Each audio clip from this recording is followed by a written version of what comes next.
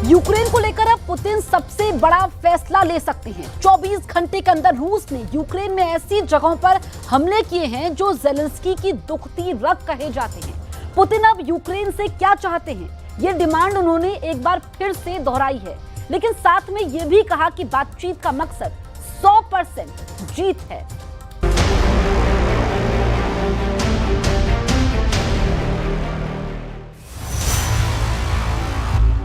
Внимание, расчет, подготовить совместное действие. Есть подготовить к совместному действию. Внимание, пуск. Есть пуск.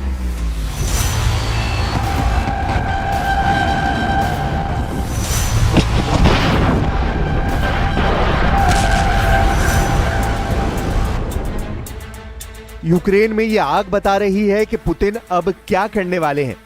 Kharkiv को जलाकर रूस का अगला टारगेट कौन बनने जा रहा है, ये तस्वीरें बता रही हैं। कैपिटल कीव के बाद जेलेंस्की के सबसे अहम शहर खार्किव का ये हाल किया है रशियन मिसाइल और ड्रोन ने। परमाणु बेस पर हमले के बाद यूक्रेन पर रहम के लिए अब पुतिन के दिल में कोई जगह नहीं है। खार्किव पर 9 ड्रोन और 2 मिसाइल दागी गईं और देखिए क्या हाल हुआ। हर तरफ आग और आग बुझाने की कोशिश लगातार जारी है, लेकिन ये आग इसलिए नहीं बुझ रही क्योंकि 3.25 साल के युद्ध में शोलों की तादाद बढ़ती जा रही है।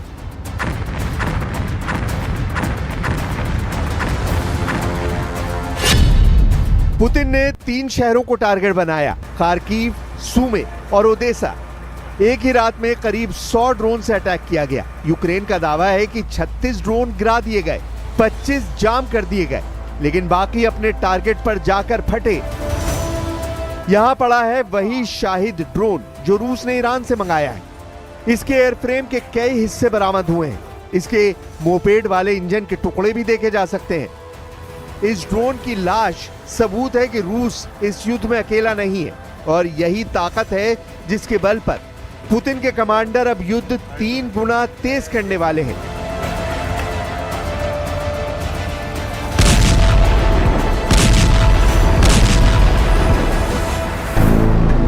रूस में सुरक्षा परिषद के उपाध्यक्ष दिमित्री मेदवेदेव, जो रूस के राष्ट्रपति भी रह चुके हैं, उन्होंने कहा है कि यूक्रेन से बातचीत का बस एक मकसद है, संपूर्ण जीत और यूक्रेन में नाजीवाद हुकूमत की 100% तबाही।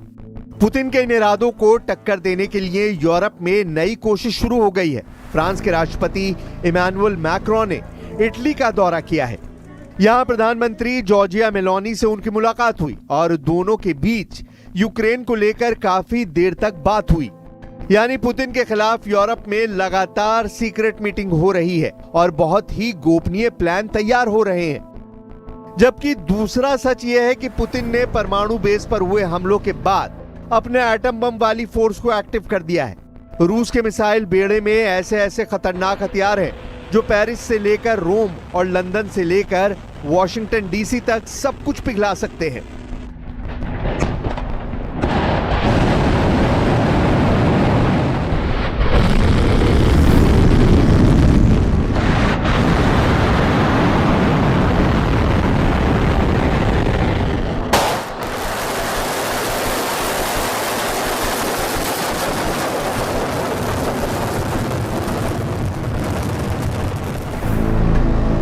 यूक्रेन के सरेंडर के लिए पुतिन की 4 डिमांड है। रूस चाहता है कि यूक्रेन अपने पूर्वी इलाकों को खाली कर दे, वहां से पीछे हट जाए।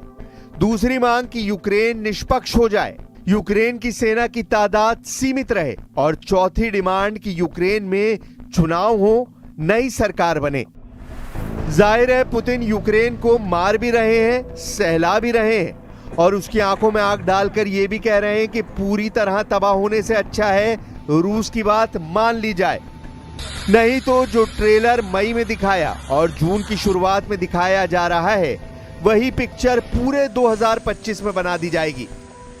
इसलिए नए हमलों को यूक्रेन में खूनी मंगलवार कहा जा रहा है। Міністр оборони дзвонив російському пану Медінському. Так, вони сказали, буде, але ми так і не дочекались. Ніхто не дочекався. Ми запитали Сполучені Штати Америки, вони також чекають, всі чекають.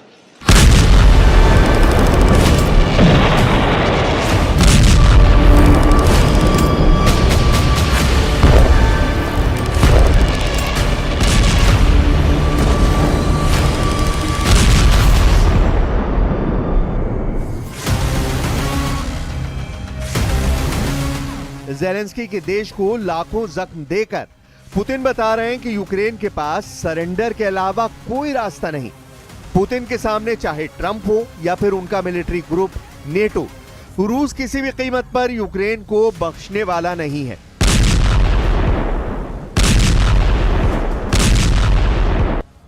ये पुतिन का लगातार सबसे बड़ा प्रहार है। खार्किव पर ऐसे ऐसे हमले हो रहे हैं जहां आग लगातार दहक रही है।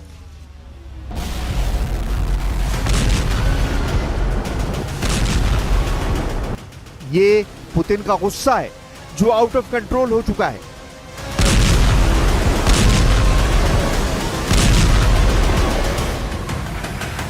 यह दावा ऐसे वक्त किया जा रहा है जब पुतिन ने यूक्रेन को पूरी तरह रौंदने का फाइनल फैसला कर लिया है, क्योंकि अब सीधा सीधा राजधानी कीव पुतिन के टारगेट पर आने वाली है। इसका इशारा पुतिन और उनके सबसे करीबी दिमित्री मेदवेदेव की नई रणनीति से पता चलता है। पुतिन के टारगेट पर यूक्रेन के दो बड़े शहर हैं, खार्किव और सूमे, जहां रूस बनाना चाहता है बफर जोन, लेकिन ज़ेलेंस्की बता रहे हैं इसे पुतिन का किल जोन, जहां से कोई बचकर नहीं निकल पाएगा। Уже говорил, что было принято решение о создании необходимой буферной зоны безопасности вдоль границ. Наши вооруженные силы сейчас эту задачу решают. Активно подавляются огневые точки противника. Работа идет. पुतिन बता चुके हैं कि यूक्रेन के कई फायरिंग पॉइंट यानी कई मोर्चों पर ताबड़तोड़ हमले किए जा रहे हैं और उनको जल्द से जल्द उखाड़ फेंकने की कोशिश है। रूस ने अब तक सूमे के आसपास दर्जनों गांवों पर कब्जा कर लिया है। कई और गांवों और कस्बों के आसपास आमने सामने का युद्ध चल रहा है। पुतिन के टारगेट पर यूक्रेन के पूर्वोत्तर में ट्रिपल सिटी है। ये है खार्किव, सूमे और चर्नीव।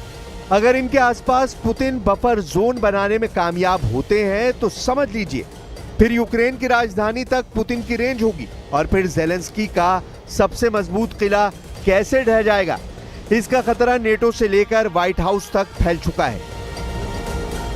I'm not happy with what Putin's doing. He's killing a lot of people, and I don't know what the hell happened to Putin. I've known him a long time, always gotten along with him, but he's sending rockets into cities and killing people, and I don't like it at all, okay? We're in the middle of talking, and he's shooting rockets into Kiev and other cities. I don't like it at all. Putin ने मई महीने में बहुत तेज हमले किए हैं और अब Trump को भी लग रहा है कि जून का महीना यूक्रेन में ज़ेलेंस्की के लिए करो या मरो वाला होने वाला है।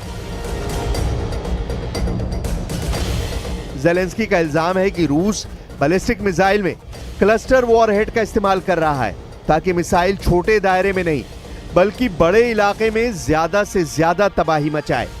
पुतिन भी बताना चाहते हैं कि उनके पास यूक्रेन पर हमला करने के लिए हथियारों की कोई कमी नहीं है। रूस का अटैक जारी रहेगा और यूक्रेन जलता रहेगा।